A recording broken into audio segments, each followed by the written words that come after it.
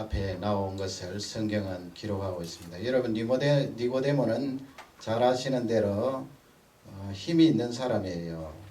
그 공회원이라고 하지요. 70명 정도 되는 공회원이 있는데 상당한 힘을 가지고 부를 가지고 있는 그런 사람인데, 밤중에 예수님 앞에 나왔다 그렇게 되어 있습니다.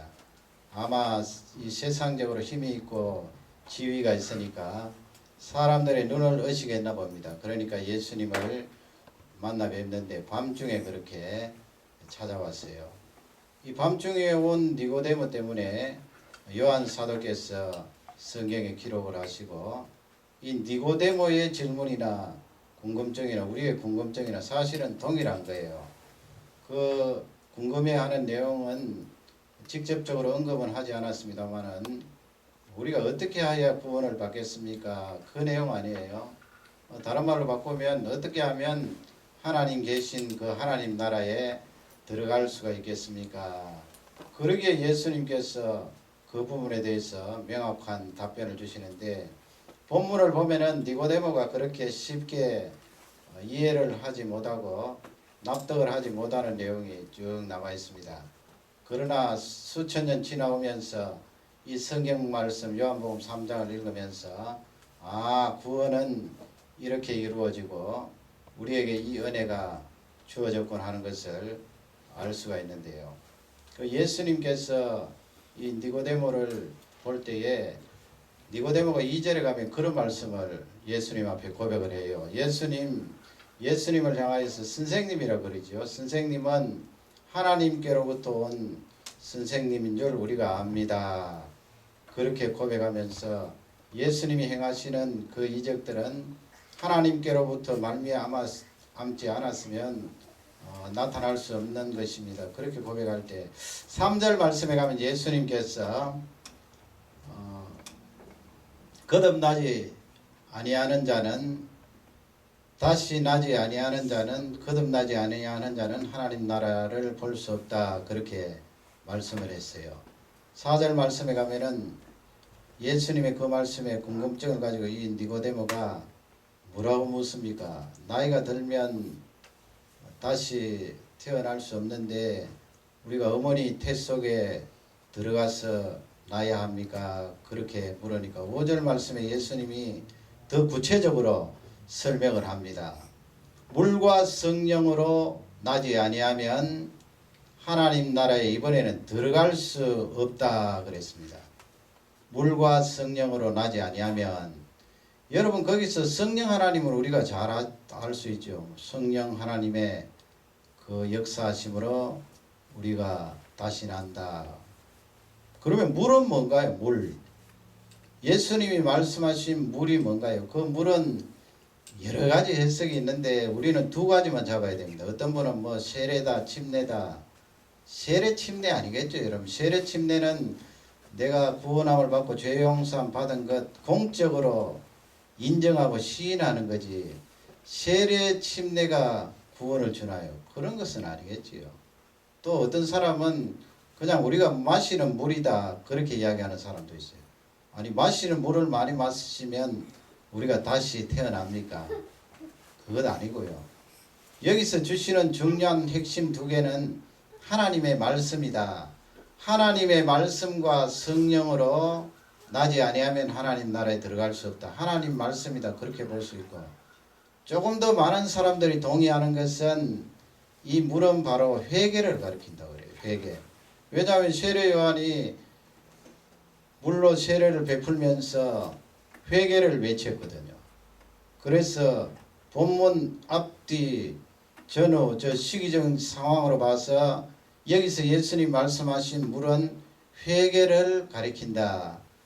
그쪽에 주장하는 사람들이 훨씬 더 많아요. 그러니까 여러분들은 두 가지 중에 하나를 선택하면 되는데 오늘 말씀은 회개 쪽으로 그렇게 선택을 합니다. 회개하는 것과 성령님으로 말미암아 나지 아니하면 그 영원한 하나님의 나라에 들어갈 수 없다. 그런 말씀입니다. 그러면 여러분 그걸 묻고 보세요.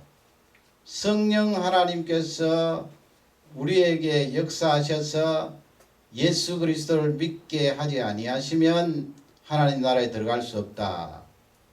그 성령 하나님께서 내 속에 역사하셔서 내가 회개하지 아니하면 하나님 나라에 들어갈 수 없다. 이 말씀이죠. 그러면 여러분 회개는 내가 하는 것입니까? 내가 예수 그리스도 앞에 내가 하는 거지요. 내가 하는 거지만은 근본적으로 따지고 올라가면은 성령께서 나에게 오셔서 그 활동을 하셔서 내가 회개를 하는 거예요. 성령께서 나에게 감동을 주시지 않으면 죄가 생각나지 않는다니까요. 믿지 않는 사람에게 가서 당신 죄인입니다. 예수 그리스도를 믿으셔야 하면 화를 버럭내지요. 내가 왜 죄인이야? 남의 물건을 훔쳤나? 거짓말을 했나? 남에게 해꾸지를 했나? 화를 버럭내지요. 그건 성령 하나님께서 깨우쳐 주시고 알려주시지 않아서 그래요.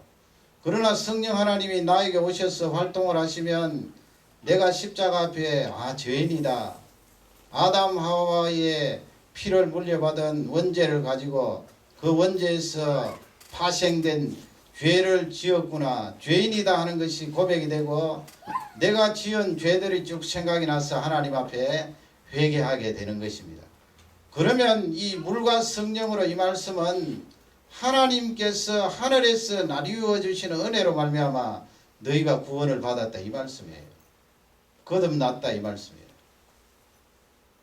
내가 뭐 어떤 육적인 그런 혈통으로 회개를 하고 육적인 혈통으로 성령 하나님 불러서 성령 하나님께서 나를 거듭나게 하신 게 아니고요. 하늘로부터 내려온 은혜라는 것입니다. 그러면 구체적으로 성령님이 이렇게 역사하기 전에 어떤 역사적인 사건을 통하여 우리가 구원함을 받게 되었나? 그것을 이제 예수님께서 그 당시에 니고데모에게 설명을 하는데요. 두 가지입니다. 그 첫 번째가 무엇인가 하면 예수님 자신이 들려야 한다는 거예요. 들려야 한다. 귀로 듣는다는 말씀이 아니고 립덕 위로 번쩍 들려야 된다는 거예요.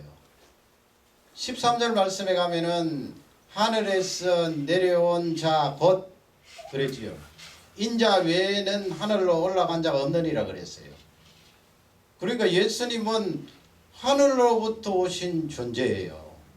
마리아의 몸을 빌려서 이 세상에 우리와 동일한 육신을 입으셨지만은 근본적으로 예수님은 하늘에서부터 온 분이에요. 우리는 땅에서 난 자잖아요.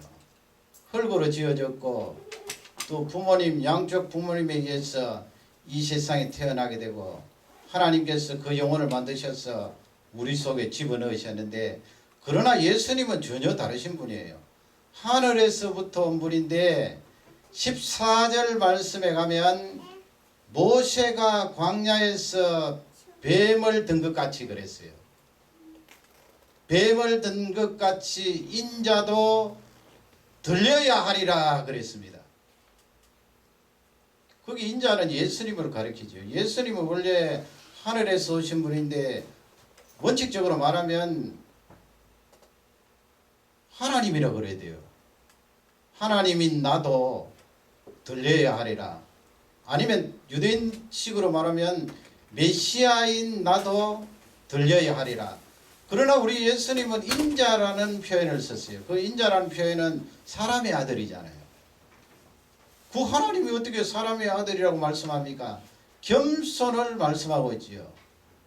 사람의 아들인 나도 들려야 하리라. 그것을 성경은 우리에게 가르쳐주고 있는데 거기서 광야에서 모세가 뱀을 든 것 같이 말씀은 민수기 21장에 나오는 말씀이거든요. 민수기 21장 5절에서 10절 사이에 보면은 거기에 이스라엘 백성들이 모세를 향하여서 막 원망을 하지요. 또 하나님을 향하여서 원망을 하는 거지요.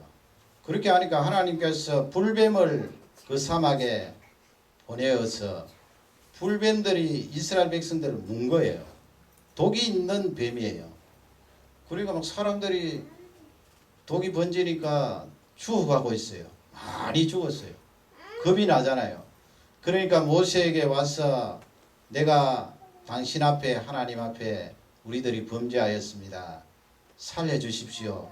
하나님께 기도하여서 이 뱀들이 물러가게 해주십시오. 그렇게 하니까 모세가 다른 말 하지 않고 하나님 앞에 간절히 기도했더니 민수기 21장 8절 앞부분에 보면 하나님께서 거기 한 가지 지시를 하세요. 무슨 지시인가 하면 모세야 너 뱀을 만들어라.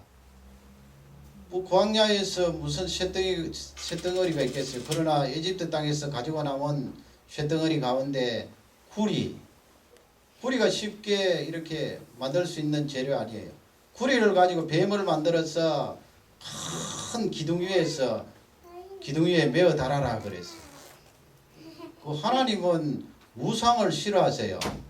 어떤 형상을 만들어서 그 형상을 보고 절을 하거나 그 형상을 섬기는 것은 절대 금지하세요.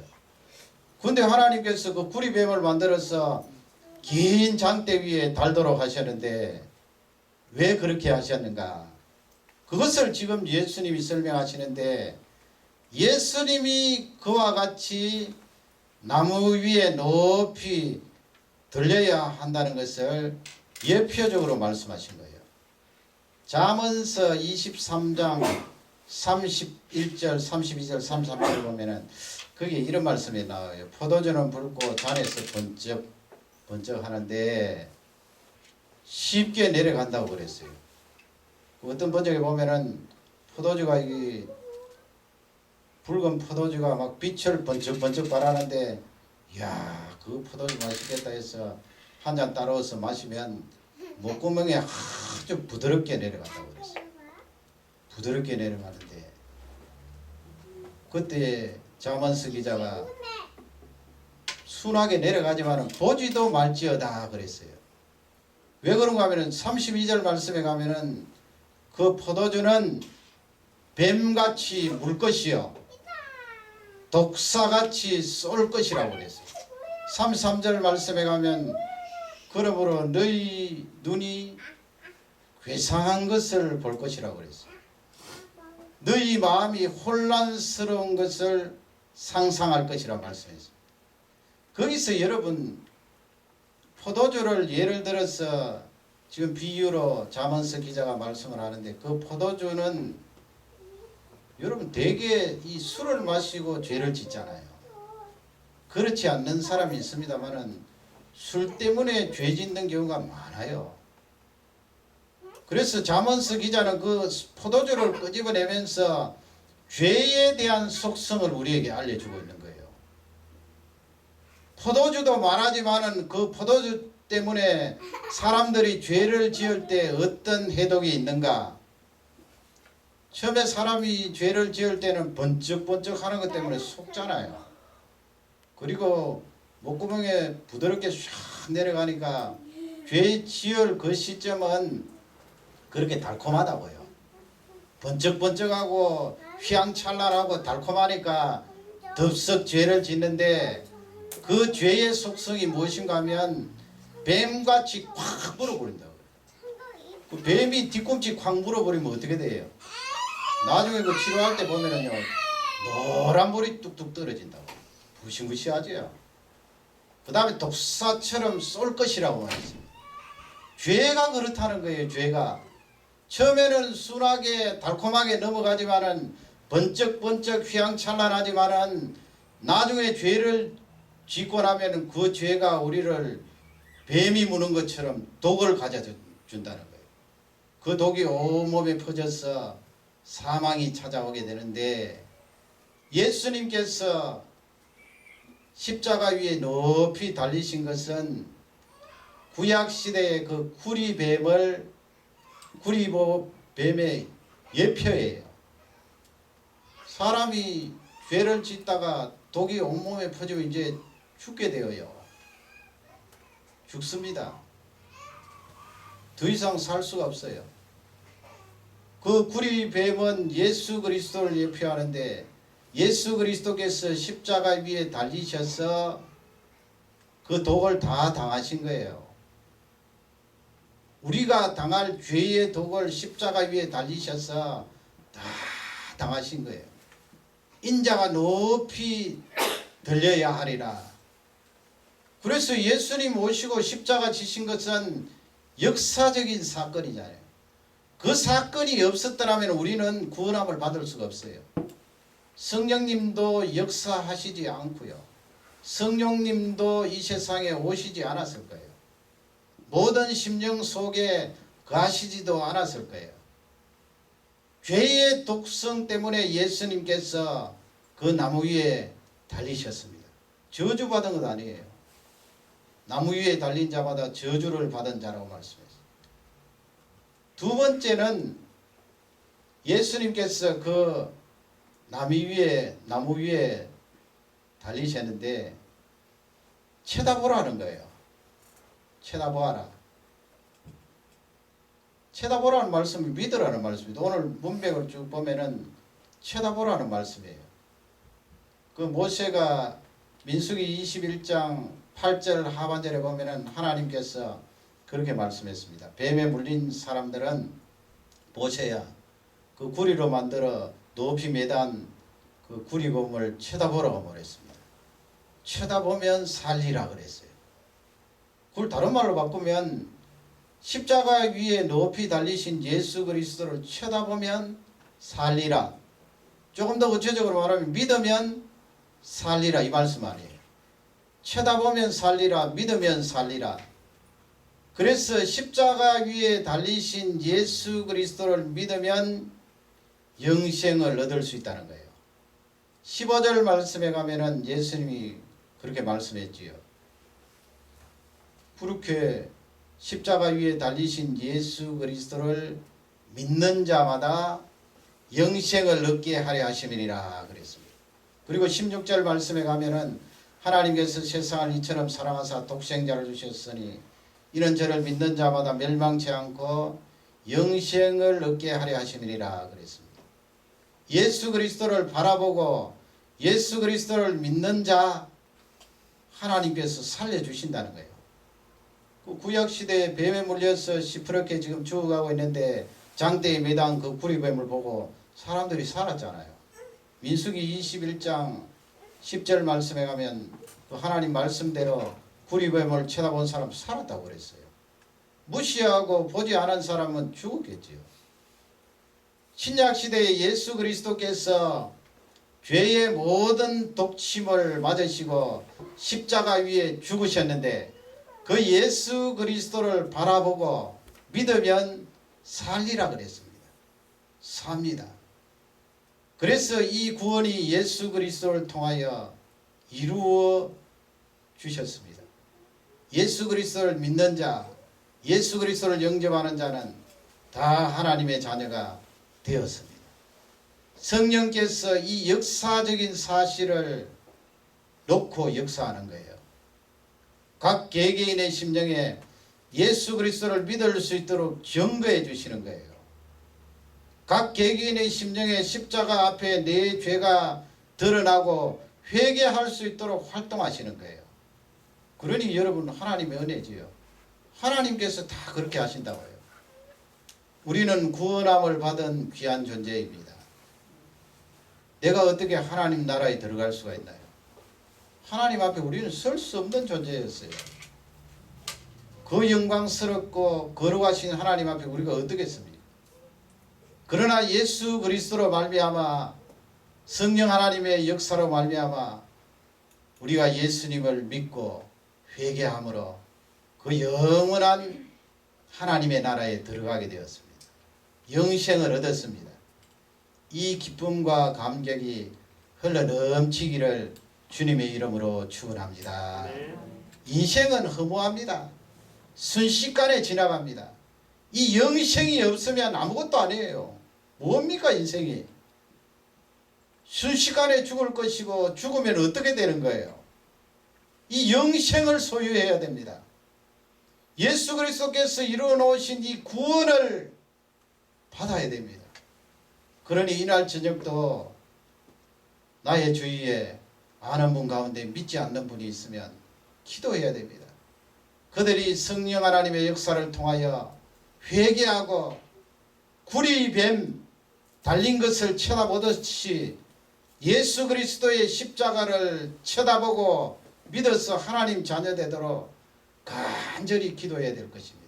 기도하면 성령께서 그 심령 가운데 가셔서 역사하시고 믿게 하시고 회개케 하시는 은혜가 있는 줄 확신합니다. 이 밤에도 이 말씀이 우리 모두에게 축복이 되기를 주님의 이름으로 축원합니다. 우리 다 같이 기도할 때 우리 오늘 한 5분 정도 일어나시기 바랍니다. 여러분 오늘